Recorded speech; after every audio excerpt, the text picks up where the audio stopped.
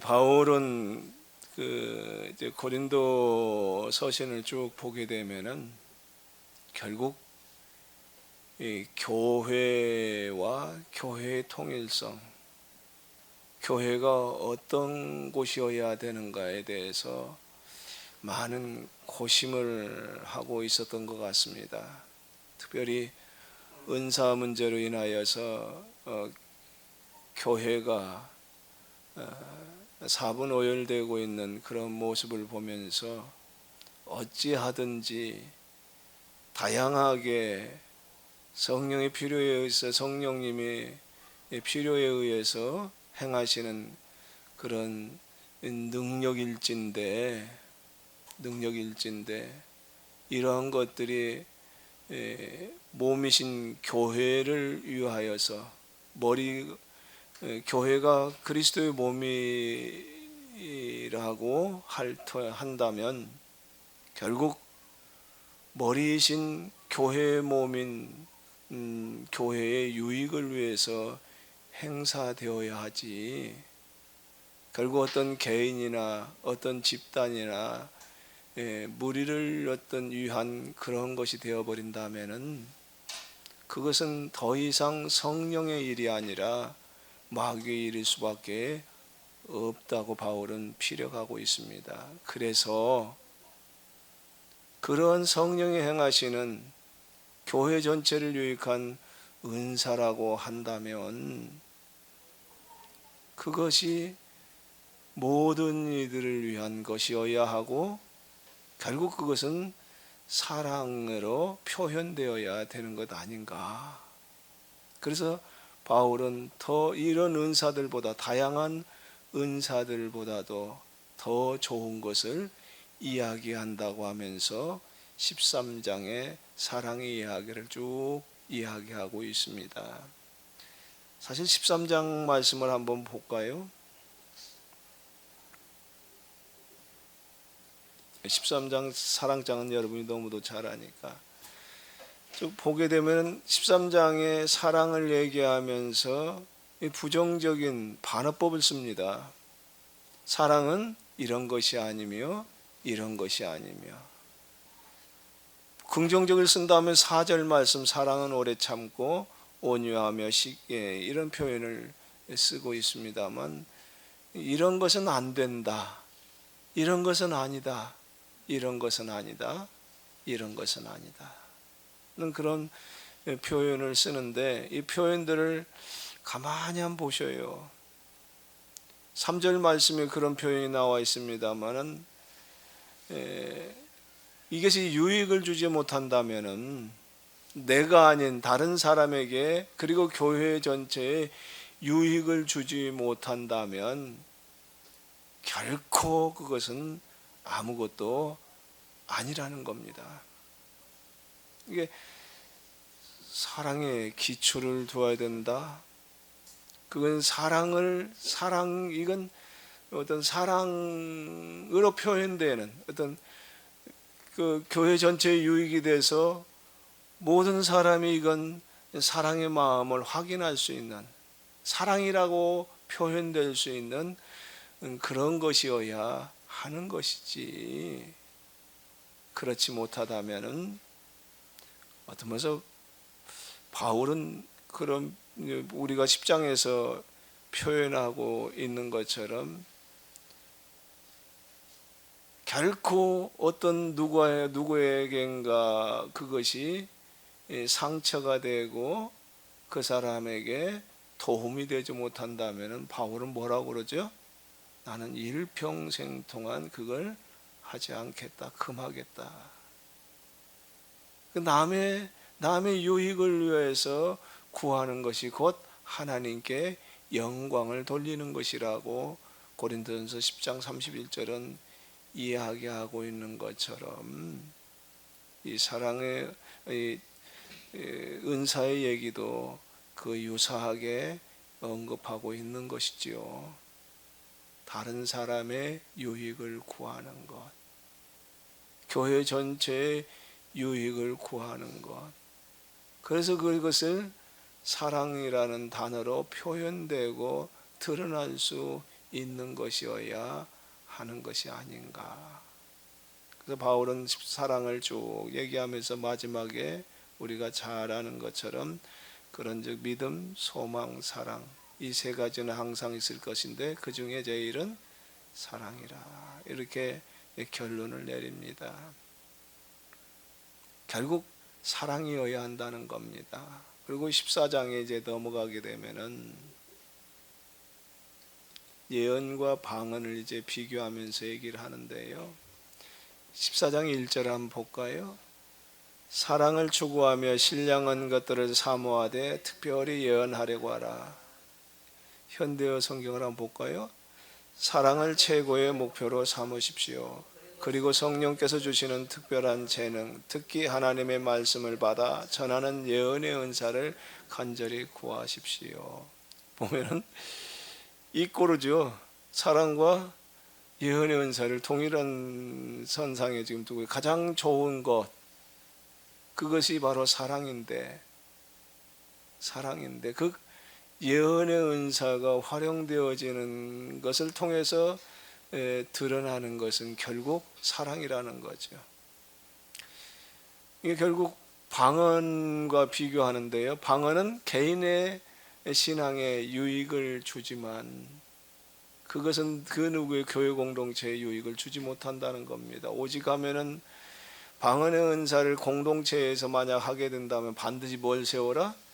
방언을 통역하는 사람을 세워서 모든 사람들에게, 듣는 사람들에게 유익을 주도록 하라는 거예요. 1만 마디의 방언보다 대여섯 마디의 예언의 은사가, 예언이 많은 사람들에게 유익을 주어야 되는 것 아니냐. 이게 다른 사람의 유익을 주어야 된다는 겁니다. 은사의 활용조차도 다른 사람에게 유익을 주어야 하는 것이지, 교회 전체에 유익을 주어야 하는 것이지, 만약에 그렇지 못하다면은 그것이 어떤 많은 사람들에게 불편함을 주고 의도하지는 않았지만은 그것이 어떤 파행을 조장하는 그런 원인이 된다, 원인을 제공하는 것이라면 그건 마귀가 주는 것으로서 교회 안에서는 멈추어야 한다는 것이지요. 그래서 바울은 뭐라고 했냐면 질서 있게 하라는 겁니다. 품위 있게 하라는 거예요. 은사를 쭉 얘기하고 은사에 대한 결론이 뭐냐면 이 모든 것을 품위 있게, 질서 있게 하라는 겁니다. 그 질서를 파괴하고 결국 공동체를 파괴하는 그런 일들의 원인이 된다면 안 하는 만 못하다는 거죠. 14장에서는 바울은 특별히 예언하라고 하라, 특히 예언하기를 열망하라고 강조를 하는 것이죠. 다른 사람이 이해할 수 없는 방언은 당사자에게만 유익하고, 그러나 모두가 듣고 이해할 수 있는 예언은 여러 사람에게, 더구나 믿지 않는 사람들에게도 유익하다는 거예요. 결국은 교회 덕을 세우는 것이어야 한다는 겁니다. 그렇기 때문에 방언보다는 예언의 은사를 더 사모해야 한다. 예언하기를 열망하라고 바울은 권면을 합니다. 우리가 잘 아는 것처럼 예언이라는 것이 무엇인가? 예언은 우리는 흔히 개인의 운명을 점치는 것이라고 그렇게 이해를 하죠. 앞날을 내다보고 이야기하는 것이라고 얘기를 하지만 성경에서 말하고 있는 예언은 그런 것이 아니라 개인적인 시대적인 상황 속에서 전해져 내려오는 신앙의 유산들, 그리고 성경을 해석하고 선포하고 적용하는 거예요. 우리 잘 이해가 안 되지만 성경을 오늘 이 시대 속에서 재해석하는 것, 그걸 가리켜서 예언이라.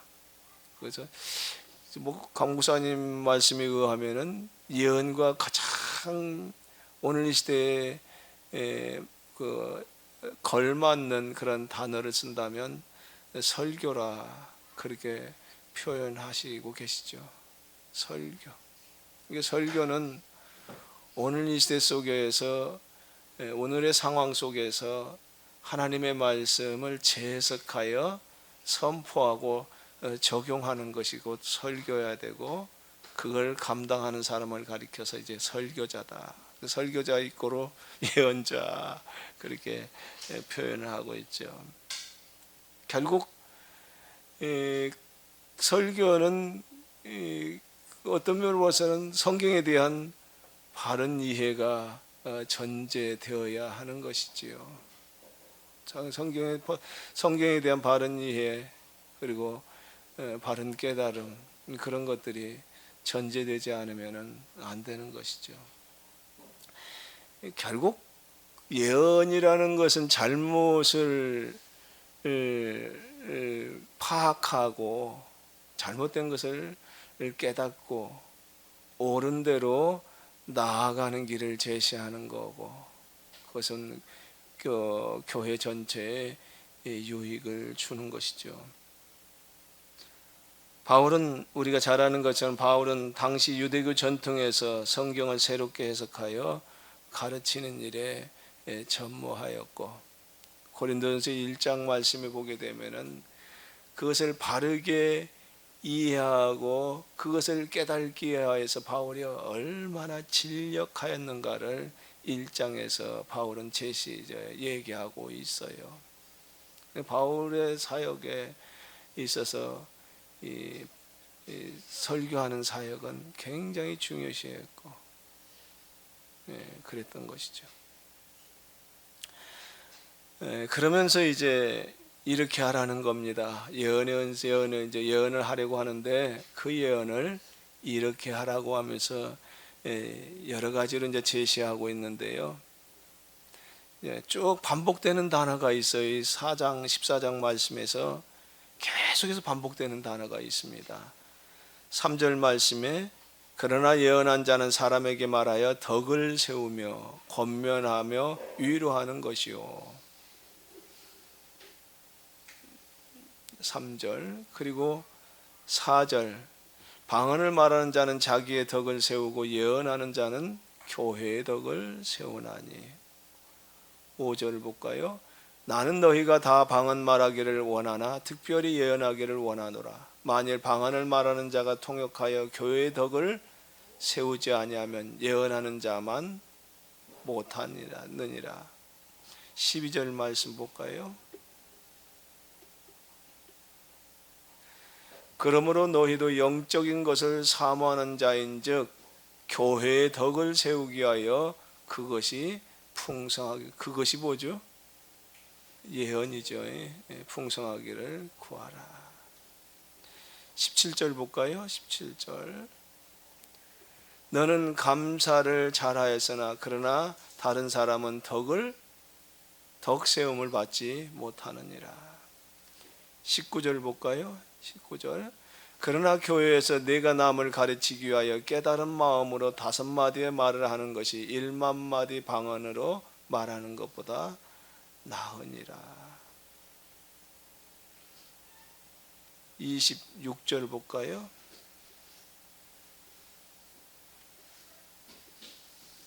그런즉 형제들아 어찌할까? 너희가 모일 때 각각 찬송시도 있으며 가르치는 말씀도 있으며 계시도 있으며 방언도 있으며 통역함도 있나니 모든 것을 덕을 세우기 위하여 하라.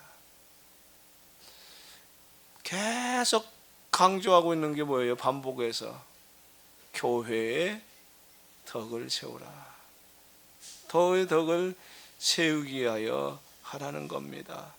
바울은 은사가 개인의 무엇을 위해서가 아니라 교회의 덕을 세우기 위해서 주어진 거라는 겁니다. 예언과 방언 모든 것이 교회를 위해서 있다는 겁니다. 자, 우리가 예수를 믿는다는 것, 교회를 다닌다는 것, 무엇을 어떻게 하는 거예요? 우리가 왜 결국에는 교회의 덕을 세우기 위해서 예수를 믿는 거예요. 교회의 덕을 세우라. 사도 바울이 하는 말을 보면 전적으로 교회 중심입니다. 바울의 고뇌가 여기 있는 거예요. 교회 중심. 교회를 통해서 우리가 교회론에서 배웠죠. 교회를 통해서 구원을 이룰 수 있다는 겁니다. 막연하게 하나님을 믿으면 구원받는다가 아니라 예수 믿으면 구원받는다고 하는데 사도 바울은 교회 안에서 구원에 이른다고 강조하고 있는 것이죠. 사도 바울에게 있어서는 교회가 얼마나 중요한지 몰라요. 교회는 교회 안에서 구원에 이른다는 겁니다. 교회가 분열되고 찢기고 네가 높네 내가 높네고 다툼이 끊이지 않는다면 뭐 더 이상 교회가 아니죠. 교회는 참 어떤 면에서 교회는 세상보다 더 힘든 장소가 되는 것이죠. 교회 오면 즐거워야지, 기뻐야지. 하나님의 만남이, 하나님과의 어떤 만남과 교제가 있어야 될 곳인데 교회 오는 것이 힘들어. 오늘은 무슨 일이 있을까? 오늘은 그 녀석이 좀 잠잠할까?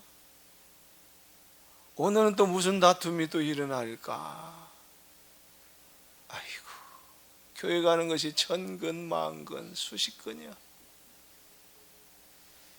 교회 분열이면 부가 분열되면 이제 오늘 누가 예리게 하면 오늘 이렇게 대처해야지. 오늘은 나도 틀림없이 이 녀석이 또 못 가지고 뭐라 할 것 같은데 이걸 좀 어떻게 하면 이걸 잘 할 수 있을까? 오늘은 어떻게 하면 좀 무사히 지내볼 수 있을까? 그래 버리면 이 교회는 더 이상 근심덩어리지. 교회가 근심덩어리가 되면 되겠어요. 참 조심해야 될 것 같아요.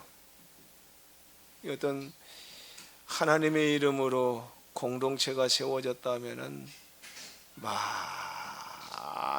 우리 말하는 거 행동하는 거 눈짓 하나하나를 참 조심해야 할 것 같아. 많이 생각하고 많이 고민하고 또 주변을 살피면서 근신하면서 좀 처신을 좀 해야 될 것 같습니다. 교회는 바울에게 있어서 구원에 이르는 곳이라는 겁니다. 예수님은 교회의 머리이고 우리는 그 지체이고 우리가 교회에 대해서 쉽게 생각하면 결코 안 될 것입니다. 교회는 우리가 구원에 이르는 유일한 절대적인 기관인 거죠.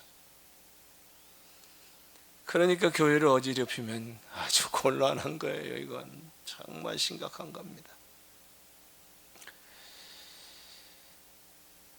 바울은 모든 문제가 산적한 고린도 교회를 향해서 교회의 덕을 세워야 한다고 강조합니다. 사실 제사의 음식을 먹어야 하는가 말아야 하는가, 그건 아무것도 아니지요. 그걸 물음이라고 던져야 하나?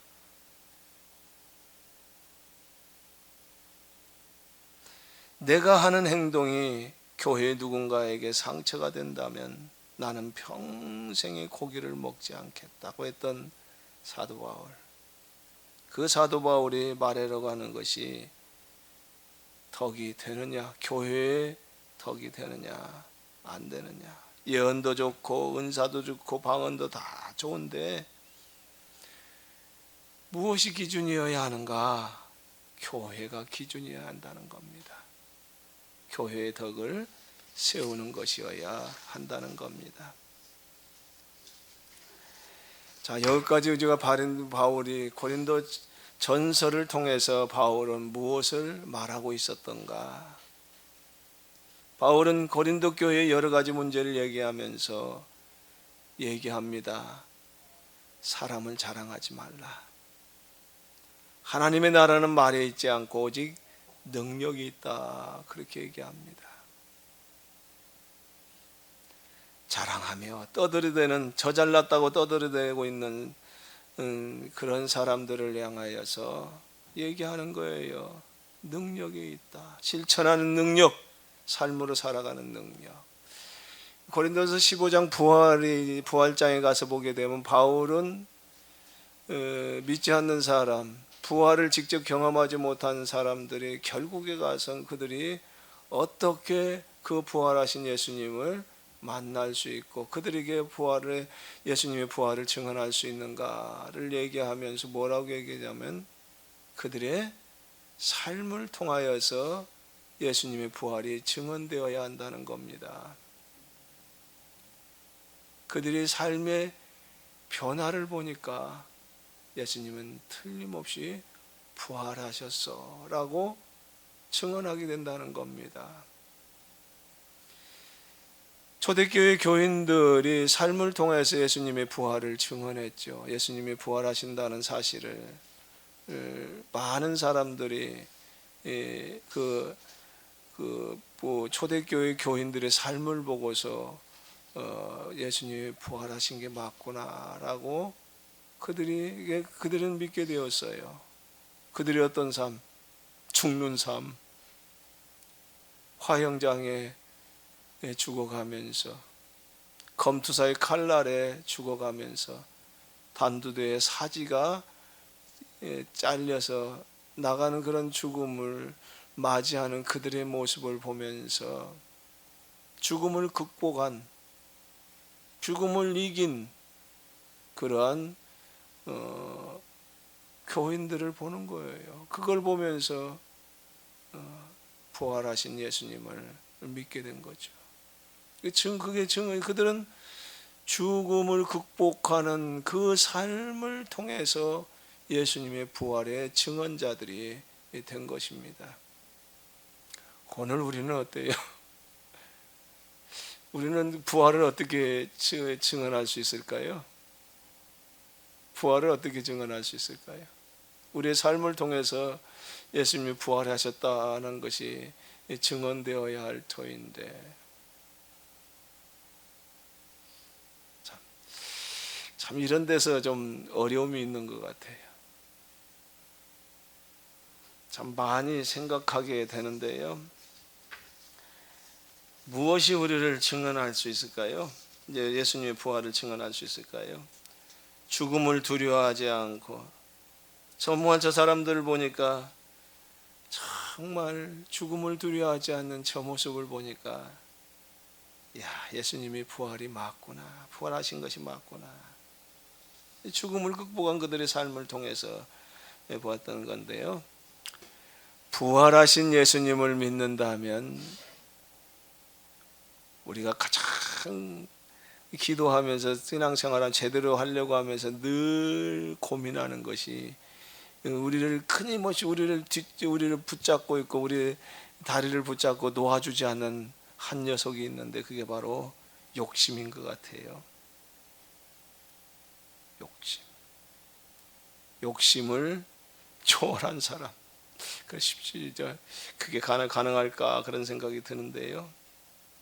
물질로 초월한 사람.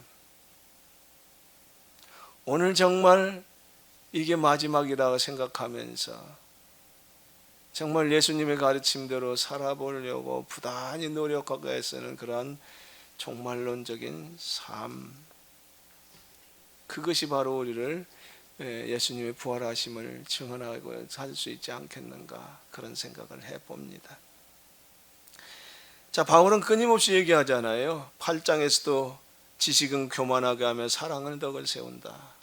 스스로 모든 사람에게 자유하으나 스스로 종이 된 것은 더 많은 사람을 얻고자 함이라고 얘기하면서 종이 된 것은 사람을 얻고자 함이다. 내가 아니라 바로 내 이웃의 유익이 되어진다면 너를 위해서 기꺼이 약한 자처럼 율법 아래에 있는 자처럼 살겠다는 겁니다. 모든 것이 가하나 모든 것이 유익한 것이 아니요 모든 것이 가하나 모든 것의 덕을 세우는 것이 아니니 누구든지 자기 유익을 구하지 말고 남의 유익을 구하자. 그러면서 10장 31절에 우리가 잘 아는 것처럼 모든 것을 하나님의 영광을 위하여 해야 한다고 하면서 얘기하는 것이 뭐예요? 남의 유익을 구하는 것이야말로, 다른 사람을 향하여서 배려하는 마음이야말로 하나님께 영광을 돌리는 것이라고 얘기하고 있죠. 끊임없이 얘기하는 것이 뭐예요? 다른 사람의 유익을 구한다. 교회 공동체의 유익을 구한다는 것이 바울의 일관된 이야기인 것을 보게 됩니다. 마무리합시다. 지난주에도 잠깐 말씀을 마무리하면서 드렸습니다마는 예수님께서 이 땅에 오신 것은 이스라엘 통해서 세상을 구원하고자 하는 하나님의 계획이, 그 하나님의 계약이 파기되어가는 그런 마지막 절체절명의 순간에 하나님께서 이 계약 파기를 회복하는 길을 예수 그리스도의 십자가의 죽음을 통해서 새로운 계약의 길을 열어놓으셨습니다. 그래서 이제 새로운 계약의 길이 이제 열려서 이제 예수님과 그 제자들로 말미암아 세워진 교회를 통하여서 새로운 이스라엘을 대체하여서 세상을 구원하는 그러한 길이 열렸어요. 그리고 이 교회 공동체에 들어오는 사람들로 하여금 계약법을 실천함으로 인하여서 세상을 구원하는 프로젝트가 이제 진행될 수가 있게 되었습니다. 그런데 2000년 전 예수님이 열어놓으신 그 계약의 길이 열려서 지금 2000년을 달려왔습니다. 그런데 오늘 기독교의 상황은 예수님 당시의 유대교의 상황과 별반 다를 것이 없는, 그러하니 그보다 더한, 이제는 우리가 앵무새처럼 떠버리고 있습니다만 정말 우리 가슴 깊이 절박한 마음으로 이걸 상황을 받아들이고 있는가 하는 정도의 차이가 있는 것 같은데요. 이제는 세상이 말 그대로 세상이 끝자락에 온 이 상황 속에서 교회가 더 이상 세상을 구원하는, 하나님의 계약법을 실천하여 세상을 구원하는 이것은 거의 유명무실한 상황이 아닌가. 이제는 심판의 칼날이 밑둥에 드리워져 있는 그런 상황은 아닌가. 계약 파기, 그런 직전의 그런 상황 속에 이제 하나님의 심판이 직전에 놓여 있는 그런 상황인데요. 하나님께서 그 계약 파기의 마지막 순간에 이제 하나님의 계약이 파기되어서 심판의 상황이 이제 마지막 순간에 하나님께서 예언자들을 세워서 하나님께서 예수 그리스도를 보내셔서 마지막 순간에 하나님의 계약법을 선포하고 돌아오기를 그렇게 고대했던 그런 순간들이 있었는데요. 근데 그 순간들은 불과 몇 년 앞이라는 거예요. 멸망의 30년 내지 40년 앞에, 바로 목전에, 심판의 칼날의 목전 앞에 그런 일들이 벌어지는데요.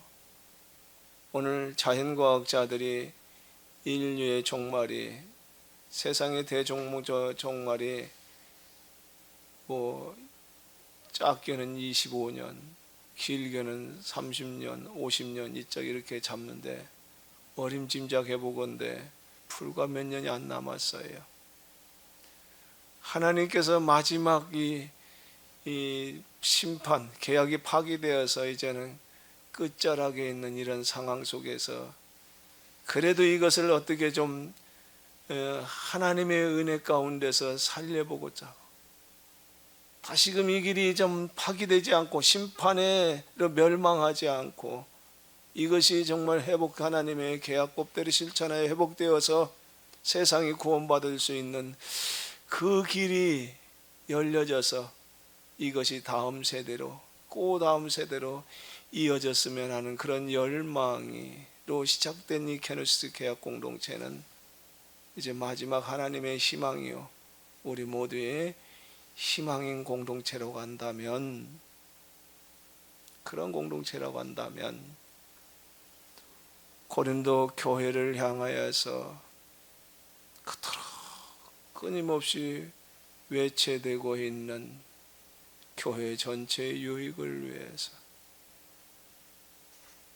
나보다 약한 자들의 유익을 위하여서, 정말 교회가 어떤 곳인데 절박한 마음을 가지고 어찌하든지 하나를 이루라고 끊임없이 외쳐대는, 끊임없이 피력하고 있는 이 고린도전서는 오늘 케노시스 계약 공동체를 향한 하나님의 음성이 아닌가, 그런 생각이 듭니다. 하나님께서 우리 모두에게 마지막 희망, 그것이 바로 케노시스 계약 공동체여야 하고 또 그런 공동체라 믿습니다. 마지막 희망이에요. 구원하냐 아니면 그냥 이대로 끝장이 나느냐.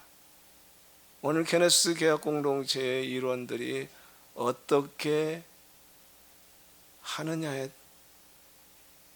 달려있다고 하면 지나친 표현일까요? 오늘 우리가 강 목사님을 통해서 끊임없이 성경의 재해석을 들으면서 우리가 들려왔던 메시지는 그것 아닌가요? 오늘 이 계약 공동체에 속해 있는 한 사람 한 사람이 어떻게 하느냐에 따라서 인류와 세계의 종말이, 그 운명이 달려 있음은 명확관화한 것이지요. 그렇다면 우리가 다시 한번 오늘 새롭게 옷깃을 여미며 이전까지야 조금 부끄러운 부분이 있었을지라도, 이제까지야 조금 좀 게으른 부분이 있었을지라도 끈을 놓지 않고 다시 한번 우리의 무릎에 좀 힘을, 좀 박차를 가했으면 좋겠어요. 기도의 무릎도 좀 꿇어보고 하나님의 말씀에 대한 이해를 위해서 좀 강의도 좀 다시금 반복해서 들으면서, 또 그리고 우리에게 주어진 과제를 좀 더 충실하게 수행을 해가면서, 그리고 무언가 해보려고 이것이 좀 우리에게 희망이 되었으면 하고 케노시스 계약 공동체에서 하고 있는 이 작은 몸부림에 우리의 부족한 손이지만, 작은 발걸음이지만 우리가 그 보탬을 해서 이 공동체에 하는 일에 희망을 불어넣는 우리 모두가 되었으면 합니다. 하나님의 능력이, 하나님의 주심이 우리의 작은 그런 염원들을 통하여서 역사하고 또 회복하고, 우리가 기대하는 것처럼, 우리가 갈망하는 것처럼 인류의 마지막 종말이 물러가고, 정말 하나님께서 새롭게 길 여심을 통하여서 정말 모든 이들에게 희망과 꿈을, 우리 후손들에게 새로운 창조의 세계의 기쁨의 맛을 볼 수 있는 날이 오지 않겠는가. 에스겔 선지자가 마지막 48장에 보게 되면 그 성전 모형을 얘기하잖아요. 이 계약 공동체를 통해서 그런 성전의 묘형이 회복되기를 간절히 소망하면서 오늘 강의를 마칠까 합니다. 우리 잠깐 시간이 조금 남았어요. 잠깐 기도하는 시간을 좀 가져봅시다. 하나님, 정말 이 케노시스 계약 공동체가 이 마지막 시대의 희망이라면, 그리고 이 공동체에 몸담고 있는 우리가 어떻게 하느냐에 따라서 인류의 마지막이, 운명이 결정된다고 한다면 내가 이래서 되겠습니까? 내가 어떠해야 할까요? 하나님의 간절한 마음을 가지고 함께 기도하도록 합시다. 함께 기도합니다. 사랑의 아버지 하나님, 주님 참으로 어렵고 힘든 아버지 하나님, 그런 아버지 하나님 세상의 흘러감을 우리가 바라보고 오늘 안타까운 마음을 가지고 우리가 게네시스 개혁공동체 어찌하든지 아버지 하나님, 이 우리의 신들의 잘못과 우리 허물로 인하여서 마지막을 치닫고 있는 우리 아버지 마음을 아버지 어떻게 해야 되는지 정말 끝이 보이지 않습니다. 아버지 빛이 보이지 않습니다. 하지만 그럼에도 불구하고 우리 하나님의 가르침을 쫓아 우리가 공동체가 지향하고 있는 그 모든 것을 좀 우리가 실천하고자 우리의 작은 몸부림을 우리 하나님 앞에 하고자 합니다. 우리가 좀 더 부지런하고 좀 더 아버지 이것을 마음을 들여서 시간을 그러지 못한 우리가 부끄럽게 잡고 아버지 하나님, 우리의 욕심에 의해서 우리의 여러가지 핑계되는 경우를 가지고 이것을 망치는 결과를 가지고서는 하게 되겠습니다. 정말 마음을 다하고 힘을 다하고 우리가 할 수 있는 모든 경들을 다할 수 있어야 할 터인데 하나님의 우리의 마음을 우리 아버지 하나님의 속사람을 더욱 온건케 하사 이 일의 마음을 두고 열정을 다하고 힘을 다하고 아버지 하나님 마음을 쏟게 하여 우리 연약한 그들을 베풀어 우리 여러가지 아버지 하나님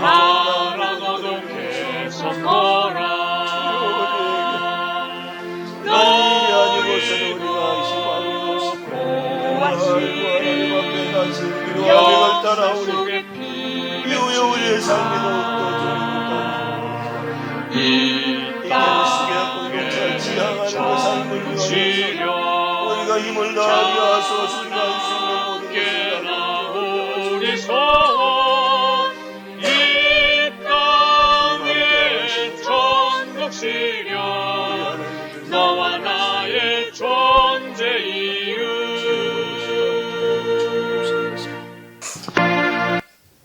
아버지 하나님 고맙고 감사합니다. 우리 하나님께서 친히 도우시고 이끌어 주시어서 오늘 여기까지 우리가 오게 된 줄로 압니다. 우리가 지금 걷는 길이 보통 일이 아님을 우리가 가슴 속 깊이 다시 한번 새겨 보면서 이 일을 하기에는 우리에게 너무도 미미하고 벅참을 아버지 고백하며 주님의 도우심을 구합니다. 이 일은 반드시 이루어져야 할 일인데 그래야만 우리 모두가 살 수 있고 그리고 참 하나님의 창조하신 의 창조의 세계가 보존될 수 있을 터인데 오 하나님, 우리는 이 아버지 하나님 절명의 이 순간을 너무나 가볍게 너무나 손쉽게 너무나 아버지 하나님 참으로 깊이 아버지 하나님 마음에 새기지 못하는 것 같습니다. 우리의 어리석음을 용서하옵소서. 우리에게 긍휼을 베풀어 주옵소서. 우리의 마음이 좀 더 절박한 마음으로 채워지기를 원합니다. 하나님이 주시는 마음, 참으로 이 시대를 향한 안타까운 마음과 절통한 심정을 가지고 이 일에 우리가 좀 더 최선을 다하는 모습이게 하옵소서. 비록 부족할지라도 비록 아버지 하나님 여러 가지로 힘든 상황이라 할지라도 우리의 마음과 힘을 다해서 이 공동체를 통하여서 세상이 구원되는 일들이 이루어지기를 소망하며 희망하는 가운데 굳건히 이 길을 걸어가게 하옵소서. 주님이 함께 하실 것을 믿사옵고 예수 그리스도의 이름으로 기도하옵나이다. 아멘. 네, 감사합니다. 수고하셨어요.